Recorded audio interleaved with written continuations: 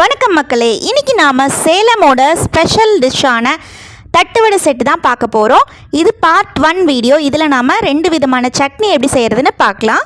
First red chutney செய்ய ஒரு pan எடுத்து எண்ணெய் விட்டு பெரிய வெங்காயத்தை நல்லா பொடியாக கட் பண்ணி வதக்கி விட்டுக்கலாம். 6லேருந்து 8 வரமிளகாய் காரத்துக்கு ஏற்ற மாதிரி, கருவேப்பிலை, இஞ்சி, பூண்டு, மஞ்சத்தூள், தேவையான அளவு உப்பு எல்லாத்தையும் போட்டு நல்லா வதக்கி விட்டுக்கலாம். வெங்காயம் நல்லா வதங்கினதும் நல்லா பொடியாக கட் பண்ணி வச்ச தக்காளியும் சேர்த்துக்கலாம். தக்காளி நல்லா வதங்கட்டும். அதுக்குள்ளே நம்ம க்ரீன் சட்னிக்கு ரெடி பண்ணிடலாம். அதுக்கு ஒரு மிக்ஸி ஜார் எடுத்து ஒரு கைப்பிடி அளவுக்கு புதினா, கொஞ்சமாக கொத்தமல்லி, 2 பச்சை மிளகாய், கொஞ்சம் இஞ்சி, உப்பு, கொஞ்சம் எலுமிச்சை சாறு ஊற்றும் போது நம்மளுக்கு கலர் மாறாமல் அப்படியே கிடைக்கும். இப்போ நம்மளோட க்ரீன் சட்னி ரெடி ஆயிடுச்சு. ரெட் சட்னிக்கு தக்காளி நல்லா வதங்கிடுச்சு. அது கூட கொஞ்சம் புளி சேர்த்து இதை நல்லா ஆற விட்டுக்கலாம்.